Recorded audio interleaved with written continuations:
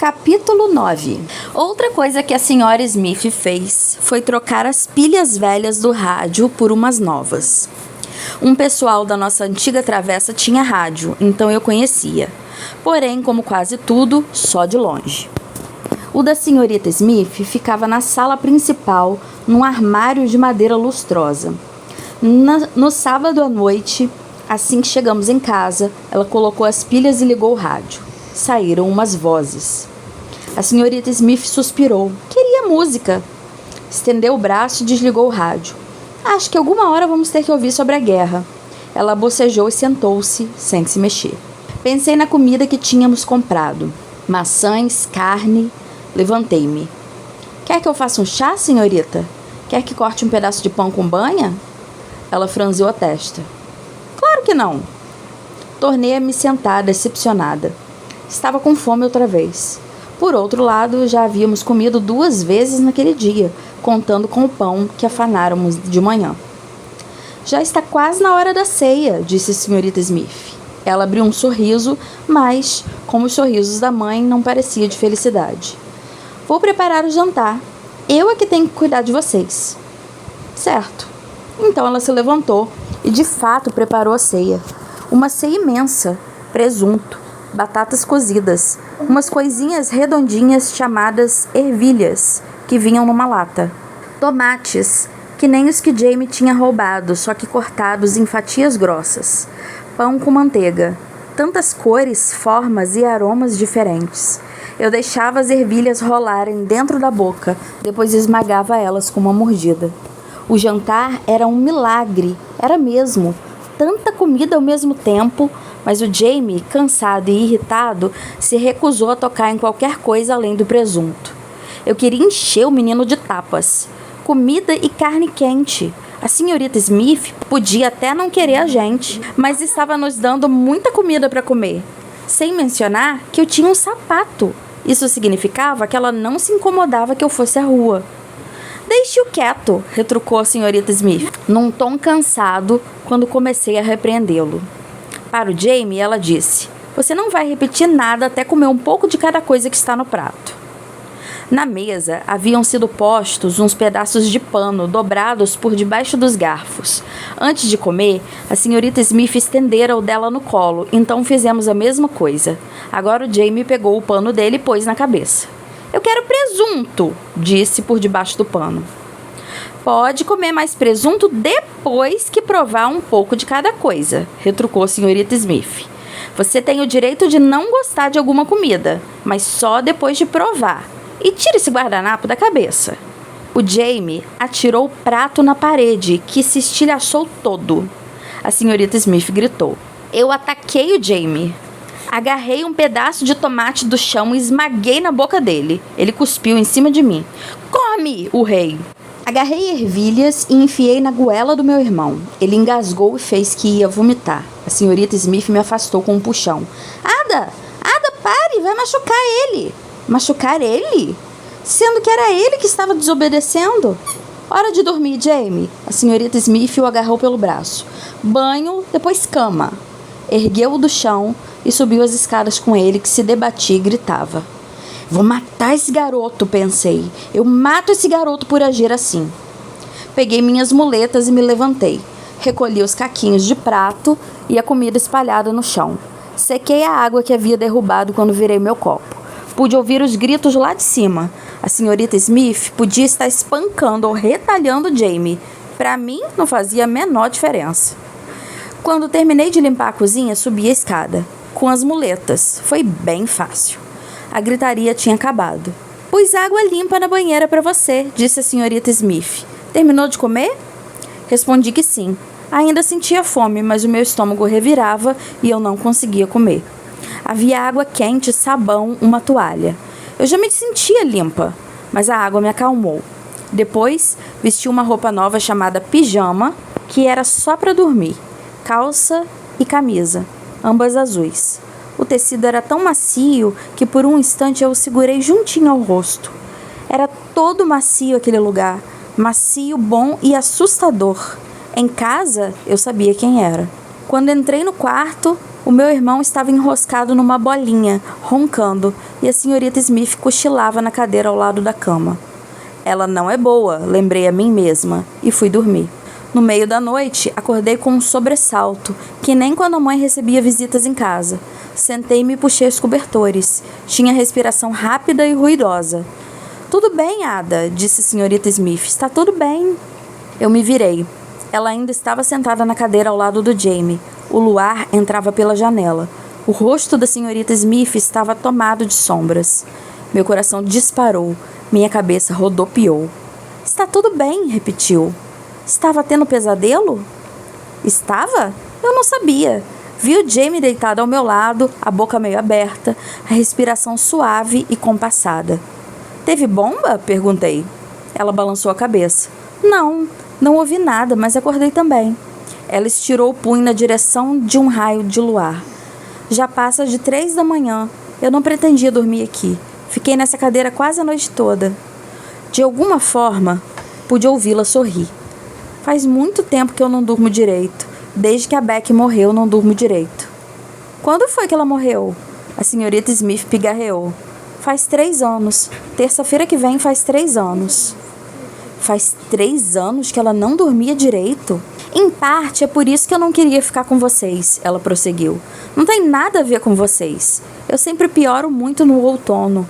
Depois os dias encurtam e, bom, também não passo muito bem o inverno. Isso desde sempre, mesmo quando eu tinha a idade de vocês. Odeio o frio e a escuridão. Eu assenti, também odiava. No inverno, os meus pés e as minhas mãos ficavam cheios de frieiras, que coçavam e ardiam bastante. A Beck era sua filha? Minha filha? A senhorita Smith soltou uma risada curta. Não, era minha amiga, minha melhor amiga, da universidade. Esta casa era dela e ela deixou para mim. E o Manteiga, eu lembrei. Ela me deu o Manteiga muito tempo antes de morrer. Queria que eu gostasse de cavalos como ela gostava. Não adiantou. Ela morreu de quê? Pneumonia. É uma doença dos pulmões. Eu assenti. Conversar com a senhorita Smith tinha me tranquilizado. Soltei as mãos dos cobertores e tornei a me deitar. A senhorita podia dormir aqui, eu disse a ela. O James estava no meio da cama, então tinha espaço. Ela balançou a cabeça. Não, eu... Bom, talvez. Só dessa vez. Ela deslizou para o lado do Jamie e puxou os cobertores. Puxei meu lado também, tornando a sentir o quentinho e a inesperada maciez. Acordei com o quarto já todo iluminado, o som dos sinos da igreja invadindo as janelas abertas, a voz da senhorita Smith. Ah, Jamie, você fez xixi na cama. Em casa, ele nunca tinha feito aquilo. Pensei no vendedor mal encarado reclamando dos evacuados que molhavam a cama e fuzilei o Jamie com o olhar de tal modo que ele irrompeu em lágrimas. Não tem problema, disse a senhorita Smith, embora parecesse aborrecida. É só lavar que sai. Na segunda-feira a gente compra uma proteção de plástico para o caso de acontecer de novo. Toda hora ela tinha que comprar coisas.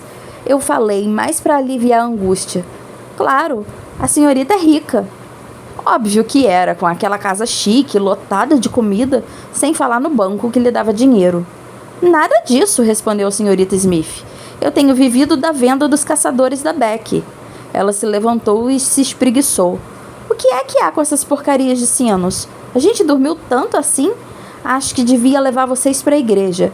É o que uma guardiã decente faria. Ela deu de ombros. Agora é tarde. No andar de baixo, ela fez chá. Disse ao Jamie para ligar o rádio.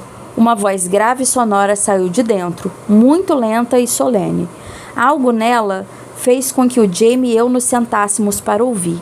A senhorita Smith veio da cozinha e empoleirou-se na beirada da cadeira. Como anunciou o primeiro-ministro há poucos minutos, entoou a voz, a Inglaterra e a Alemanha acabaram de entrar em guerra. Os sinos da igreja se calaram. Eles vão bombardear a gente? Perguntou Jamie. A senhorita Smith assentiu e respondeu, vão. Capítulo 10. Até então, até aquela manhã, eu tinha me esquecido das bombas. Elas deveriam estar em Londres, não na casa da senhorita Smith. Mas mesmo assim eu tinha me esquecido. Parecia impossível se esquecer de algo como bombas. Voltei a ter a sensação de estômago revirado. Como assim acabaram de entrar em guerra? Perguntei. A gente já não estava em guerra? Viemos para cá. O governo mandou evacuar as cidades antes da hora, explicou a senhorita Smith. Sabiam que a guerra estava para começar, só não sabiam exatamente quando. Se sabiam que estava para começar, podiam ter parado. A senhorita Smith balançou a cabeça. Não tem como impedir o Hitler sem brigar. Não se preocupe, Ada. Vocês vão ficar seguros. A mãe de vocês vai ficar segura. Eu tenho certeza de que logo vão poder voltar para casa. O jeito com que ela falou, com um sorriso falso, denunciou que aquilo era mentira. Eu não sabia que motivo ela tinha para mentir. Tomara que não, respondi sem pensar. Engoli as palavras seguintes. Prefiro ficar aqui. A senhorita Smith me olhou com surpresa. Pareceu prestes a dizer algo, mas antes que pudesse, o Jamie começou a chorar. Quero ir para casa, não quero guerra, não quero bomba, estou com medo, quero ir para casa. Quando eu pensava em ir para casa, ficava sem ar. Minha casa dava mais medo que as bombas. O que o Jamie tinha na cabeça? A senhorita Smith suspirou, pegou seu lenço de bolso, limpou as lágrimas e o ranho do rosto de Jamie. Ninguém quer saber o que a gente quer. Venham, vamos comer alguma coisa. Depois de comermos, a senhorita Smith sentou-se perto do rádio, com o rosto triste e distante. Senhorita, perguntei, já começaram a bombardear? Ela balançou a cabeça. Ainda não. As sirenes dispararam em Londres, mas eram só treinamento. Eu me coloquei na beirada da cadeira ao lado dela. A voz no rádio prosseguia, monótona. Senhorita, o que são caçadores? Ela parecia sonolenta. O quê? Repeti a pergunta. A senhorita disse que estava vivendo da venda dos caçadores da Beck. Eu sabia o que era vender coisas. Havia uma loja de penhores lá embaixo na nossa travessa. E quando o trabalho nas docas estava lento, as mulheres levavam suas coisas até lá. Caçadores são um tipo de cavalo caro, ela respondeu. A Beck tinha 2. A gente pode comer menos, o Jamie e eu. Nós estamos acostumados. A senhorita Smith aguçou o olhar. Claro que não. Sua voz assumiu uma aspereza que me fez engolir em seco. Não é para se preocuparem com isso. Eu dou um jeito. O Lady Thornton dá.